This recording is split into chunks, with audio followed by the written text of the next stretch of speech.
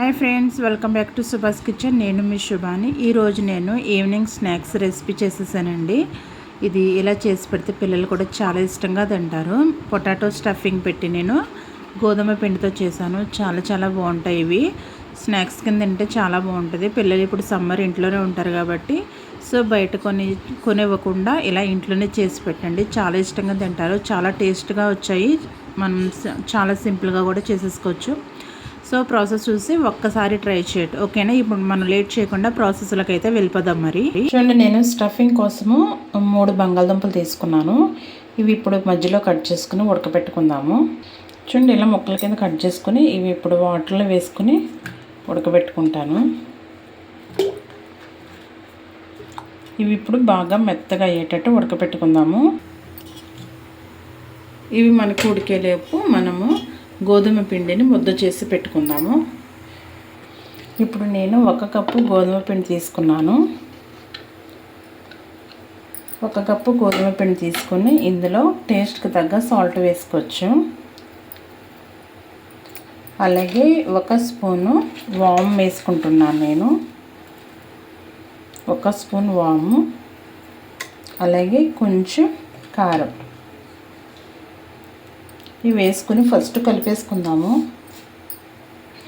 First ఈ 4 గోధుమ పిండి, కారం, అలాగే సాల్ట్, వాము ఈ 3 కలిపేసుకొని ఇప్పుడు కొంచెం వాటర్ వేసుకుంటూ ముద్దలాగా చేసుకుందాము.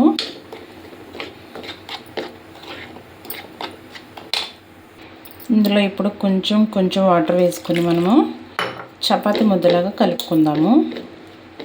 మరీ గట్టిగా కాకుండా మరీ సాఫ్ట్గా కాకుండా మీడియంగా కలుపుకోండి. మనం చపాతీకి ఎలాగైతే కలుపుకుంటామో అట్లా కలుపుకుంటే సరిపోద్ది. ఇదంతా మనం చపాతీ ముద్దలాగా చేసుకుందాం. కొంచెం వాటర్ వేసుకుంటూ కలుపుకుందాము. చూడండి, ఇలా చపాతీ ముద్దలా కలుపుకోవాలి. చూసారా, ఇంత సాఫ్ట్గా కలుపుకోవాలి. మరీ హార్డ్గా కాకుండా మరీ సాఫ్ట్గా కాకుండా ఇలా కలుపుకోవాలి. ఇప్పుడు మనం ఇది పక్కన పెట్టేసుకుని స్టఫింగ్లోకి ఆనియన్స్ అయితే కట్ చేసుకుందాము. చూడండి, స్టఫింగ్ బాక్స్ మనకి బంగాళదుంపలు అయితే ఉడుకుతున్నాయి. వాటితో పాటు 2 ఆనియన్స్, 4-5 పచ్చిమిర్చి, చిన్న క్యారెట్ ముక్క ఇవన్నీ చిన్న ముక్కల కింద కోసి పెట్టుకుందాం. ఫస్ట్ ఆనియన్స్ అండ్ పచ్చిమిర్చి, క్యారెట్ కట్ చేసుకుని పెట్టుకున్నాను. అలాగే మనకి బంగాళదుంపలు కూడా ఉడికిపోయినాయి. ఇప్పుడు వీటిని పైన తొక్క తీసేసుకుని మెత్తగా స్మాష్ చేసుకుందాము. చూడండి, ఇలా పైన తొక్క తీసేసుకుని మనం ఇలాగ మెత్తగా స్మాష్ చేసేసుకుంటే బాగుంటుంది. ఎక్కడ ముక్కలు లేకుండా బాగా మెత్తగా స్మాష్ చేసేసుకోవాలి. అంత మెత్తగా ఉడికించుకుంటే మనకి బాగా స్మాష్ అయిపోతాయి. ఇదంతా బాగా మొత్తం అన్ని దుంప ముక్కలన్నీ స్మాష్ చేసేసుకుందాము.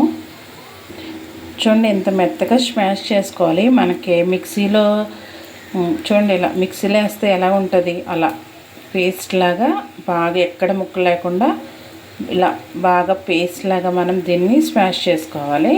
ఇప్పుడు ఇది పక్కన పెట్టుకుని ఆనియన్స్ అవి వేపుకుందాము. స్టఫింగ్ కోసం నేను ప్యాన్ అయితే పెట్టేసుకున్నాను. ఆల్రెడీ ఆయిల్ ఉన్న ప్యాన్ అండి అది. ఇప్పుడు నేను ఇందులో 2 స్పూన్స్ ఆయిల్ వేసుకుంటున్నాను. అందులో కొంచెం ఆయిల్ ఉంది కాబట్టి 2 స్పూన్స్ ఆయిల్ వేసుకుంటున్నాను. నూనె వేడెక్కిన తర్వాత ఆనియన్స్ వేసుకుంటున్నాను. ఈ ఆనియన్స్ మనకి బాగా మగ్గాలి. బాగా మగ్గించుకుందాము. ఇప్పుడు ఇందులోనే మనము కోసి పెట్టుకున్న క్యారెట్, పచ్చిమిర్చి కూడా వేసేద్దాము. ఎందుకంటే మనకి క్యారెట్ కూడా మెత్తగా మగ్గాలి కాబట్టి ఈ టైంలో వేసేస్తే మనకి ఆనియన్స్ వేగేటప్పటికి క్యారెట్ కూడా బాగా మెత్తపడుతుంది. అందుకే ఇప్పుడు వేసేసాను నేను. ఇప్పుడు ఇవన్నీ కలిపి బాగా మగ్గించుకుందాము. చూడండి, ఇందులో ఇప్పుడు మనం కొంచెం సాల్ట్ వేసుకుందాము. సాల్ట్ వేసుకుంటే మనకి ఆనియన్స్ అనేవి బాగా మగ్గుతాయి కదా. అందుకని ముందుగానే కొంచెం సాల్ట్ వేసుకుని మగ్గించుకుందాము. సాల్ట్ వేస్తే మనకి ఆనియన్స్ అనేవి త్వరగా మగ్గుతాయి. అందుకే ఇప్పుడు సాల్ట్ వేసేసుకున్నాను. చూడండి, మనకి ఆనియన్స్ అవి బాగా ఏగిపోయాయి కదా. ఇప్పుడు మనం ఈ పేస్ట్ని ఇందులో వేసేసుకుందాము. బంగాళదుంప పేస్ట్ ఉంది కదా, అది మొత్తం ఇందులో వేసేసుకుందాము. చూడండి, మొత్తం నేను బంగాళదుంప పేస్ట్ అంతా ఇందులో వేసేసుకున్నాను. ఒక్కసారి బాగా కలిపేసుకోవచ్చు. మన ఆనియన్స్లో కలిసేటట్టు బాగా ఒకసారి మొత్తం అంతా బాగా కలిపేసుకోవచ్చు. చూడండి, అంతా బాగా కలిపేసుకున్నాం కదా. ఇందులో ఇప్పుడు మనము 1 స్పూన్ కారం వేసుకుందాము. అలాగే 1 స్పూను ధనియాలు జీరా పౌడర్ వేసుకుందాము. అలాగే 1 స్పూన్ గరం మసాలా. ఇవన్నీ వేసుకుని మొత్తం అంతా బాగా కలిపేసుకుందాం. ఒకసారి అంతా బాగా కలిసేటట్టు బాగా కలిపేసుకుందాము. చూడండి, అంతా బాగా కలిపేసుకున్నాను. 5 నిమిషాలు ఇలాగా స్టవ్ మీద ఉంచుదాము. మనకి గరం మసాలా, కారం వాసన, అది కారం పచ్చివాసన ఇవన్నీ పోయేటట్టు 5 నిమిషాలు మనము ఇలా స్టవ్ మీదే ఉంచుదాము.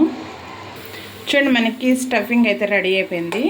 ఇప్పుడు మనం స్టవ్ ఆపేసుకుందాము. స్టవ్ ఆపేసుకుని ఈ స్టఫింగ్ అనేది మనకి పూర్తిగా చల్లారిపోవాలి. మనకి స్టఫింగ్ పూర్తిగా చల్లారిపోవాలి. మనకి స్టఫింగ్ అనేది చల్లారిపోయేలోపు మనం చపాతీ పిండి కలుపుకున్నాం కదా, దీన్ని ఒక 3 ముక్కల కింద చేసుకుందాము. ఇలా 3 ముక్కల కింద చేసుకోండి. ఇప్పుడు దీన్ని చిన్న చిన్న ముద్దల కింద పెట్టేసుకుందాము. పెట్టేసుకుని ఇప్పుడు మనము ఈ 3 చపాతీలుగా చేసుకుని పెట్టుకుందాం.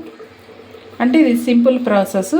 మొత్తం అంతా ఒకేసారి చేయకుండా 1 బై 1 చేస్తే మనకి సింపుల్గా అయిపోద్ది. సో ఇప్పుడు మనం ఈ 3 కొంచెం మరీ పల్చగా కాకుండా కొంచెం దలసరంగా చపాతీ చేసుకోవాలి. ఎందుకంటే మనం స్టఫింగ్ పెడతాం కదా, సో పల్చగా చేసుకుంటే స్టఫింగ్ అన్నది పెట్టిన తర్వాత అది మెత్తబడిపోద్ది. సో కొంచెం దలసరంగా చేసుకుందాము. ఈ 3 చపాతీలా చేసి పెట్టుకుందాం. ఇప్పుడు మనము చపాతీలాగా ఒత్తుకుందాము.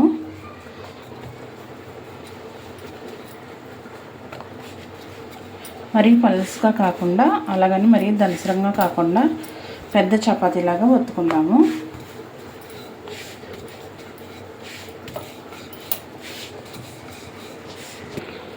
చూడండి, ఇలా దలసరంగా చేసుకోవాలి. మరి లావుగా కాకుండా కొంచెం ఇలా దలసరంగా చేసుకోవాలి.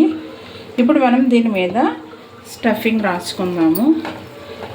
బాగా ఎక్కువ కాకుండా లైట్గా మొత్తం చపాతీ అంతా రాసుకోవాలి. ఇలాగా మొత్తం ఈ స్టఫింగ్ మొత్తం ఈ చపాతీకి మొత్తం అప్లై చేసుకోవాలి.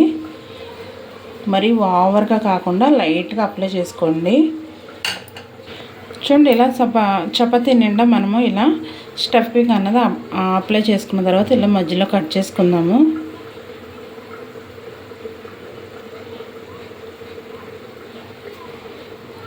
ఇలా మధ్యలో అండ్ అడ్డంగా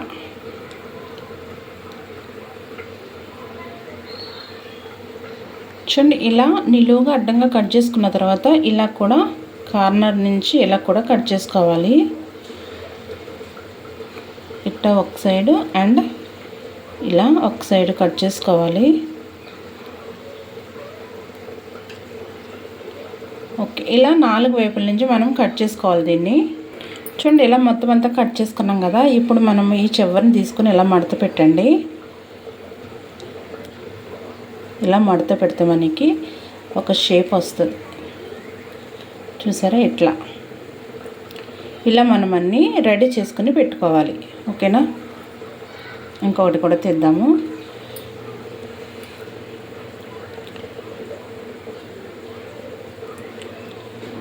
ఇలా అన్నామంటే సింపుల్గానే వచ్చేస్తాయి మనకి. చూసారా, ఇట్లా మనం అన్నీ రెడీ చేసి పెట్టుకోవాలి. చూడండి, ఈ విధంగా రోల్ చేసుకుని రెడీ చేసి పెట్టుకుందాం మనము. చూడండి, మనం ఇలా స్టఫింగ్ పెట్టుకుని ఇలా రోల్ చేసుకుని పెట్టుకోవాలి మనము. చూసారు ఎంత బాగా వచ్చినాయో. ఇలా రోల్ చేసుకుని పెట్టుకుందాము. మిగతా పూరీలు కూడా చేసేసుకుని మనం ఈ 2 కూడా చేసేసుకొని ఇలాగ రోల్ చేసేసుకొని పెట్టేసుకుందాము. స్టఫింగ్ కనుక ఇలా బయటకు వస్తే మనకి తీసేయండి. ఓకేనా, ఇలాగ మిగతాయి కూడా ఇలాగే రెడీ చేసి పెట్టుకుందాము. మనకు అన్నీ రెడీ అయిపోయినాయి. ఇప్పుడు ఇవి పక్కన పెట్టుకుని డీప్ ఫ్రై కోసం ఆయిల్ పెట్టుకుందాము.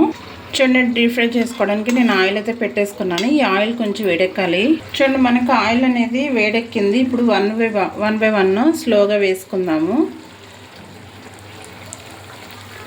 ఇలా 1 బై 1 స్లోగా వేసుకుందాము. చూడండి, ఇలా 1 బై 1 అన్నీ వేసుకోవాలి. నేను 2 ఆయిల్ కింద వేసుకుంటున్నాను. ఇప్పుడు మనకి బాగా వేగాలి. చూడండి ఎంత బాగా వేగుతున్నాయో. ఇవి మనకి కొంచెం బ్రౌన్ కలర్ వచ్చేంత వరకు వేపుకుందాము. చూడండి, ఇవి మనకి బాగా వేగిపోయినాయి కదా. ఇప్పుడు తీసేసుకుందాము ఒకటొకటిని. చూసారు ఎంత బాగా వేగినాయో. ఇప్పుడు ఒకటొకటి తీసేసుకుందాము.